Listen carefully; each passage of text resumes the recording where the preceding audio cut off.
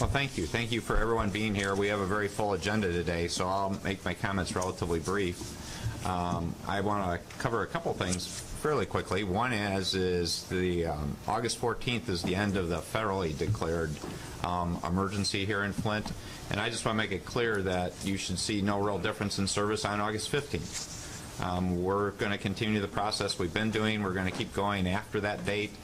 There is no set date to stop those services. We're not going to surprise people through that whole process, and so August 15th should be just like August 14th, I hope, with respect to people having availability of water, filters, cartridges, other things that they need, and we're going to continue to work on that process. So I just want to make that clear to people. The real difference is the federal government will be contributing less financial resources, and we'll be making up the difference moving forward with that. So I just want to get that on the table at the start. The second thing is I'm not going to say much about it at this point because Scott Hippica will be covering a lot of those features, but we'll be giving an update on our action plan, our 75 points. I think we've made a lot of progress, but there's a lot of work to be done, and there always has been. So I just want to make it clear we view this as both short-term, intermediate term, and long-term. There's a long-term commitment to address this crisis from the state of Michigan, and we're going to follow through. So I just want to be clear that we'll be covering that in more detail with Scott's report, and I'll reinforce that when I make my closing comments. So with that, let's get going. We got a lot of good stuff to cover today, and I thank everyone for being here, and I appreciate your time, effort, and interest in this important topic. We're making progress, but let's keep going. We've got a lot more to do, and we want to see Flint get stronger and better every day. All right, thank you, Governor. The mayor is not here. I know that Mr. Jones is here, but if Council Vice President, on behalf of the city, as an elected official, go ahead. Okay. First, I'd like to say welcome to Flint. It's good to see all of you, and it's good to know that we are moving forward. And as we move forward, I know there's other situations that arises sometimes we weren't aware of, but that's the purpose of us meeting and the purpose that all of you are contributing. And I think the citizens of Flint are becoming more aware of what's going on. As we meet with community groups, we give them updates. It's good to hear that even though August 14th is around the corner, that they can still count on still receiving their water. I know that's always a big question. They don't understand. They think that right away, as soon as water turns better, that it won't be available. But I've been assuring them until that water is totally drinkable, we will continue to receive bottles to help them with their needs in their families and in their households. So I'm looking forward to more activity from the committee, from those that are here at the table. You guys are doing a great job, and we need to make sure the community is aware of everything that's available to them as resources for them and their families. Thank you. Thank you. Mark, on behalf of the county, you have any comments? Well, I just want to concur that we're also hearing a lot of anxiety amongst the population about what's going to happen after the 14th. So the governor's comments this morning were appreciated. The county is moving forward. We had a very successful rollout week of trying to promote the Medicaid expansion efforts, and our hope is to continue those efforts. We're looking to work more closely with the schools as schools open up to assure that all kids in Flint are covered by the expanded Medicaid program. Thank you. Thank you. Okay, so you notice that you don't have name tags, so we do apologize for that. So if for the camera purposes, I'll try to, I know all of you, so I'll say your name, but if you want to state your name for the camera, that'll be helpful too as well. Captain Kalinsky. Good morning, everyone. So just to provide a little bit more information as to the State Emergency Operations Center, and as the governor said, we'll continue after the August 14th date. And as a reminder, under that presidential emergency declaration, it was as a financial issue where we were doing a cost share with the federal government, 75%, 25%. We do continue to maintain a large warehouse that is full of these commodities. Contracts are in place for the commodities, the water commodities, and the state has actually already started purchasing water. I think I've executed at least one, potentially two purchase orders under that state contract. So we've already started purchasing commodities outside of the federal contract that was in place. We have executed the final purchase for the filters under that federal contract. We had one last opportunity, so we took that opportunity to further get those filters in place. Those replacement cartridges in place, and we are taking delivery daily from the federal government on those. Additionally, FEMA is going to maintain a liaison officer after that date on the 14th. I think there's a perception there's hundreds of federal personnel, FEMA personnel still in the area. At this point in time, on the FEMA side of the house, there's about 10 of them that are still working on the commodities issues. But even after the 14th, I will have a liaison to FEMA. So if at any time I need anything, just as every day when I work with FEMA, we will have a liaison officer dedicated to the city of Flint. Right now, overall, we're distributing more water than ever to the Flint water customers. We have, in every ward, we have a point of distribution in place. We will be potentially moving one next week due to some construction costs. I'm hesitant to give the location right now because I want to make sure everything is signed off on first, but that will be taking place. And we continue to supplement the Food Bank of Eastern Michigan with bottled water, which in turn that means more than 30 faith-based and community-based organizations are also distributing water in the city of Flint with the state and federal government purchased water commodities. As a reminder, residents can go to any ward to get water. They don't have to go to their ward where they live. It's any of them. So I would encourage them to do that.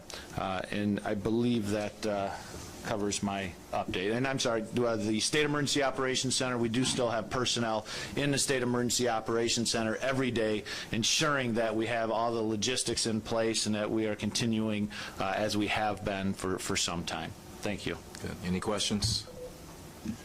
Okay, seeing none, Sylvester, you have an update from the mayor? I do. Good morning, everyone. The mayor asked me to share a couple things.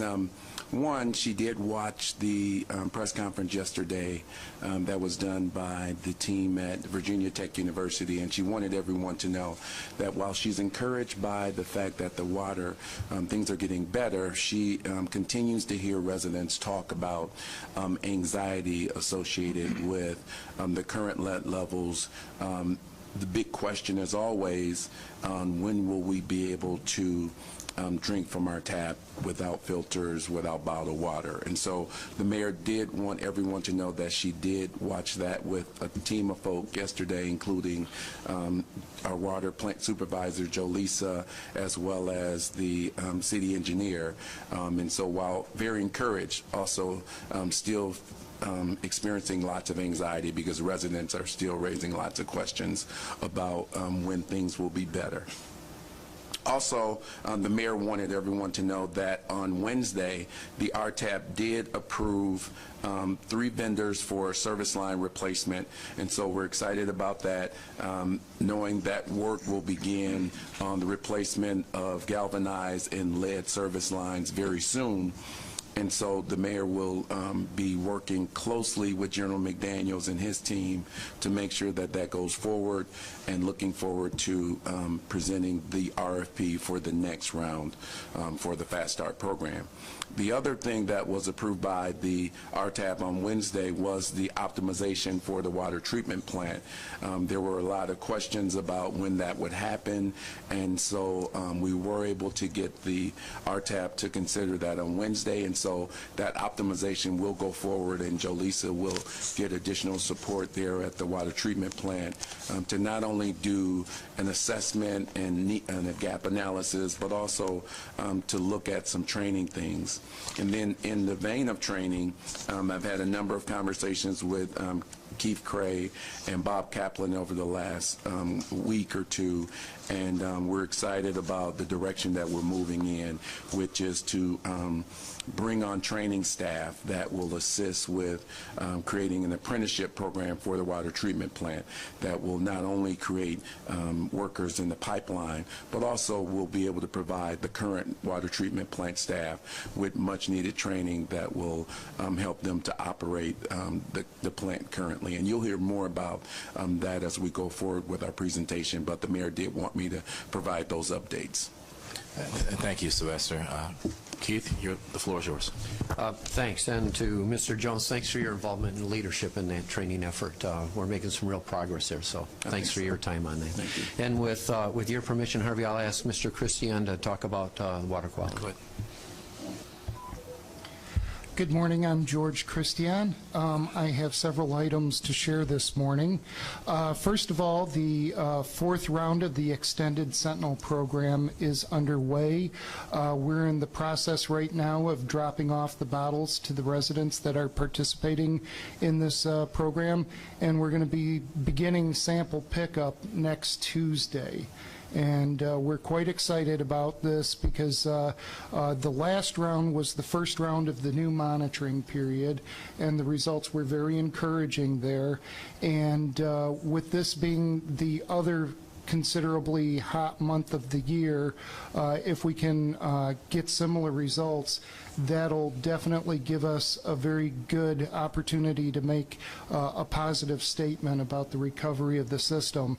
What's so significant about the warmer temperatures is during the summer, lead tends to leach into water at a faster rate. So if we can keep on continuing on this path of recovery through the warmer months, that'll be a very positive thing. The next item is we will be having a data summit in Chicago next Monday, and EPA is hosting that, and we will be having folks from the EPA, the DEQ, the city, some researchers. Laura, I believe you're attending as well.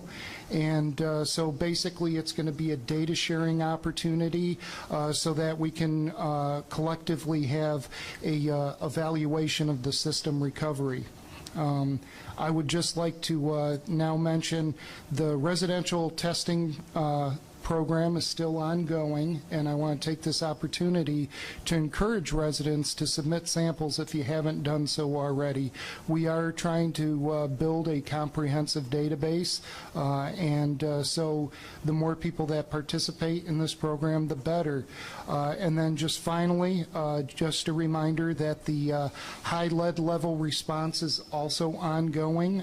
We have outreach to residents that have samples that test above 100 parts per billion for lead and above 1,300 parts per billion copper, and we do on-site visits with the residents to talk about their particular situation, to evaluate why they may have an elevated level, and talk about all sorts of things that they can do, such as aerator cleaning and filter maintenance and things that they can do to minimize their exposure to lead. Thanks, George. Any questions? Okay, seeing none, we have a report on the water heater study results, and Dr. Edwards is on the phone. Dr. Edwards?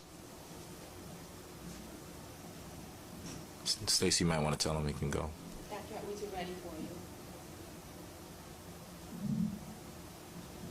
Thank you. Can you hear me? Yes. So, yes, we completed a lot of work this summer, and there's three things that I wanted to report on, all of which we reported on at a press conference held at Virginia Tech yesterday. Advanced. The first is the water heater study that was funded by the state of Michigan. Second, the third round of lead testing, which was coordinated and led by Flint residents. And the third is more disinfection byproduct testing in water heaters, sponsored by Dave Rectal at the University of Massachusetts. So advance the Flint water heater study results. Advance the slide. The reason we're looking at water heaters is because it's the breeding ground for bacteria. Due to sediment, humid temperatures,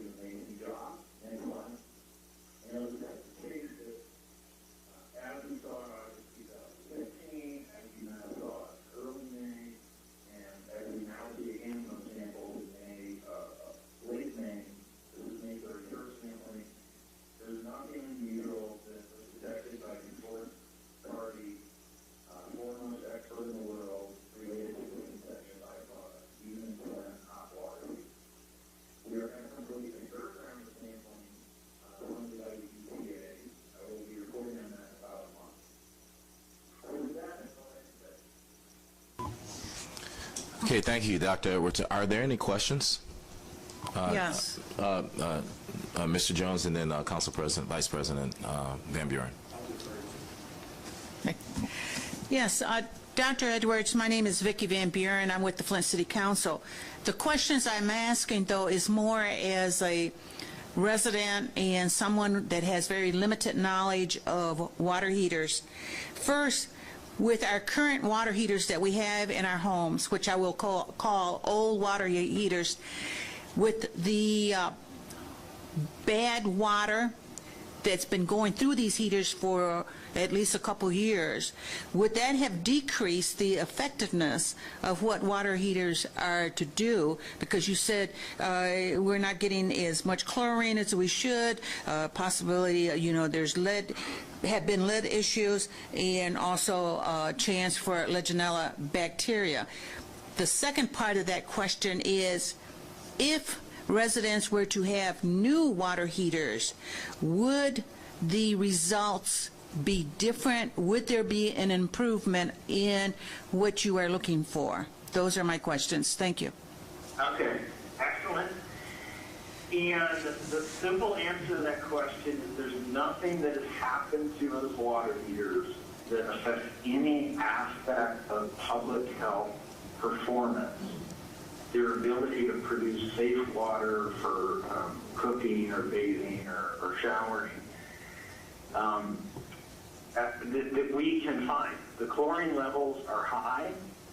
The Legionella levels were low during the crisis, during the height of the last Legionella outbreak in Flint single-family homes. To our surprise, when we sampled there last summer, we expected to find a lot of Legionella.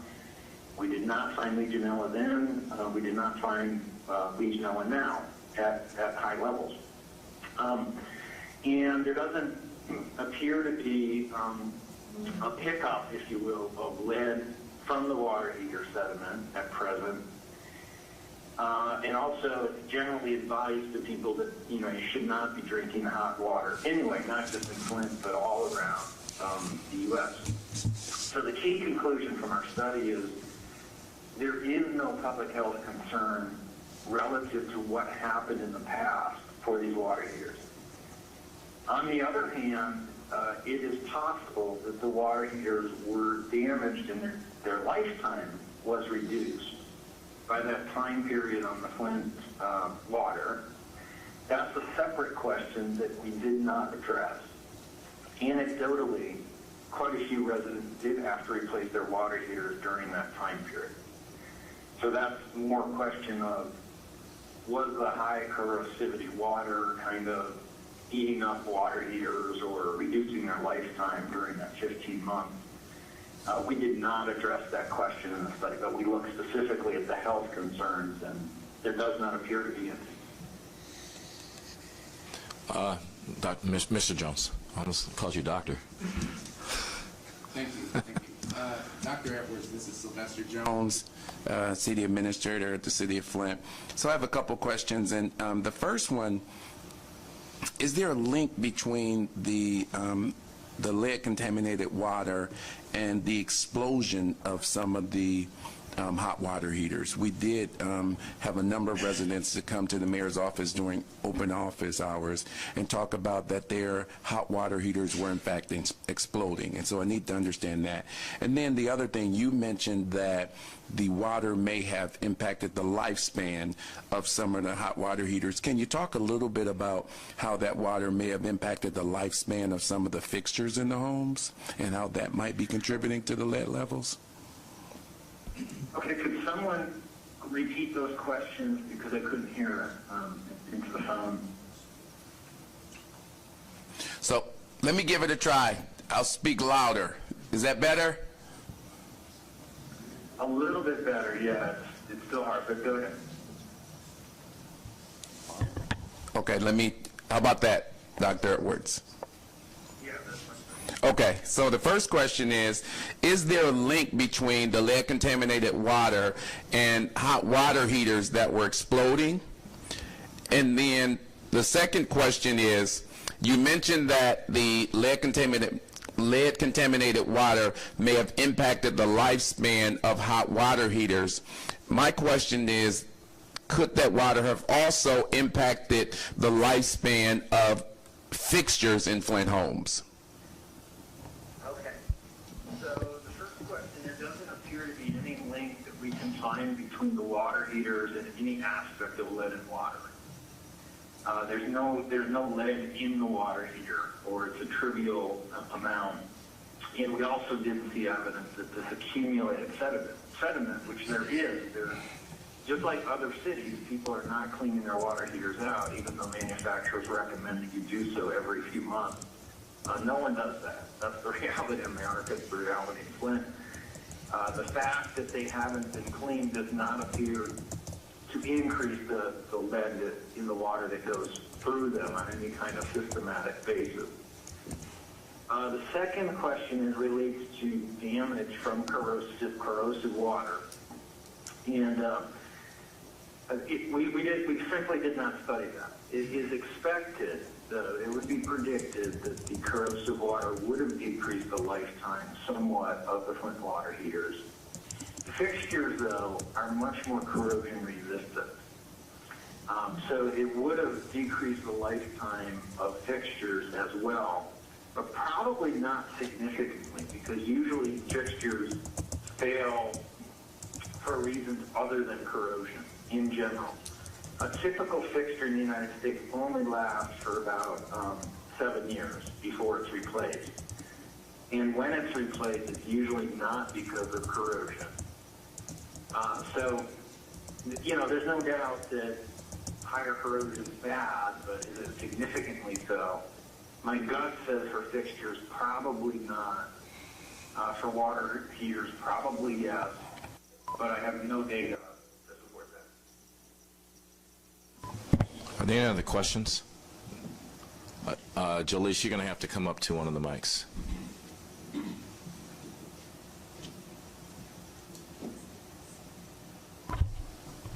Good morning, Dr. Edwards. Jaleesa McDay, City of Flint. I have a couple of questions for you, if you will.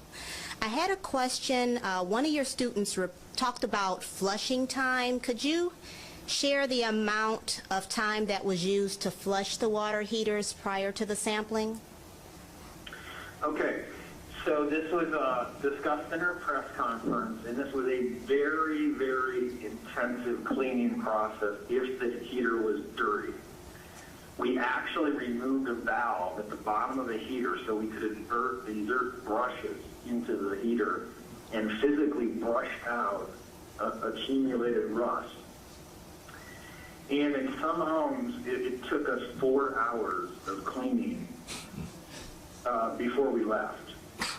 So that was, we had a graduated system where if the water heater was clean, obviously you could get in and out of there relatively quickly. For example, some water heaters were new, or some people lived on a street where they didn't seem to have iron coming into their heater. Those heaters were clean. We were in and out. With the dirty water heaters, you know, we spent as long as 4 hours, you know, a 4-step procedure, and then some of those steps were repeated multiple times. So I don't think in U.S. history there's been an attempt to clean water heaters to this extent systematically if they were dirty. So this is probably one of the more thorough cleanings that you could imagine trying to come up with. Thank you. The other question that I had is one of your students alluded to the scouring impact, and that the flushing would be, it wouldn't provide enough of a scour. But my concern is for the resident during those peak demands of the day where they may be washing clothes and taking a shower and using their dishwasher, and a lot of hot water is being used.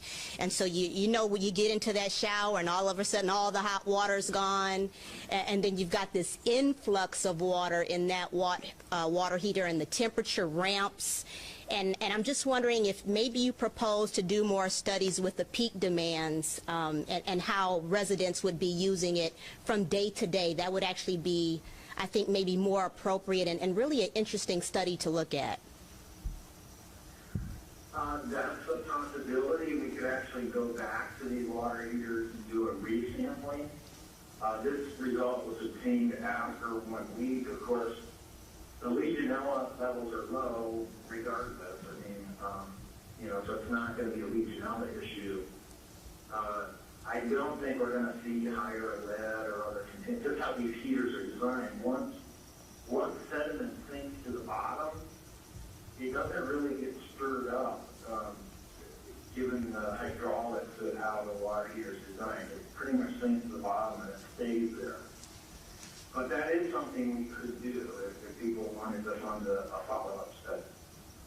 And the final question that I have, Dr. Edwards, and again, thank you so very much for your patience with this, is the question with regards to heating. So I heard one of your students state that there was a default setting on the hot water heater, but understanding that heating coils go bad over time and what the setting may be may not actually be representative of what's being delivered, say at the kitchen sink or at the shower on the second level. And so was there something done to ensure that that default setting was indeed, calibrated? If it was set for 120, it actually measured 120 as opposed to 100? Is this the temperature setting? The temperature setting, yes, sir. Yes. We did discover, it was very interesting, that some water heaters have been dialed down to the lowest temperature. And it's a little bit of a mystery to us why this is. This is thought to be very, very bad for Legionella because you're not getting the water hot enough to kill them. And actually, the residents in those homes were complaining because they were not getting enough hot water. So you think, okay, we'll dial it up. In some cases, this has been set by landlords. And, I don't know why someone would do that because the goal is to heat the water up. But maybe they think they're saving temperature or using less water. I don't know. But interestingly enough, contrary to conventional wisdom, those water heaters should have had very, very high Legionella. They still were very, very low. We did not. We decided that we would not advise people under temperature setting. We are thinking about doing so on a community basis. That across the community, we should remind people that the setting should be at least a certain temperature for comfort, to prevent Legionella growth, and to prevent scalding. So it's a balancing act. You can't just tell people to turn it really high because then you're going to increase the likelihood of scalding.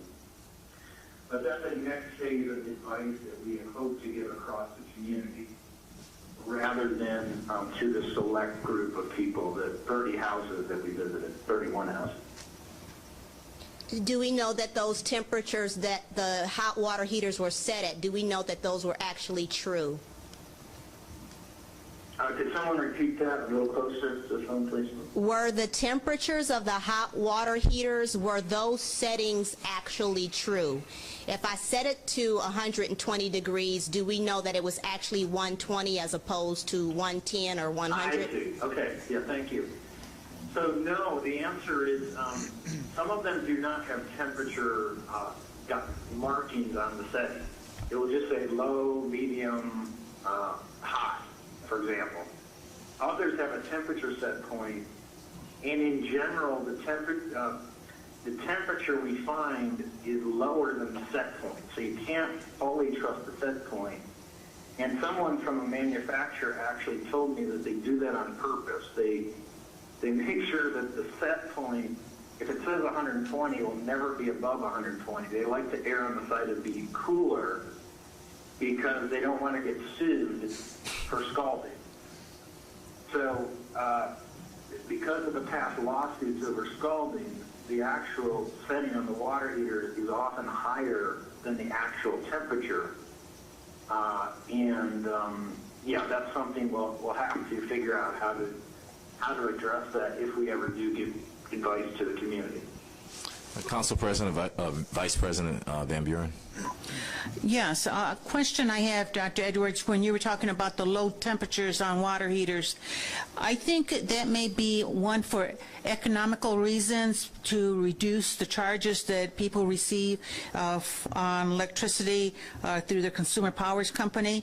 And I think that was some special savings done many years ago when people were trying to reduce use of extra lighting in their homes, use of reducing the use of the heaters. But I think another one is a major safety reason. Those that have families that have children, especially when they start putting water in bathtubs, all of a sudden that water could just be hot too fast, and people will not realize it before the child is burned. Also for seniors and also for diabetics, because diabetics, their sensitivity to the temperature of water, especially if they're going to enter a bathtub, they may not realize that it's so hot that they will actually burn their feet or their skin. So I think people are cautious with that.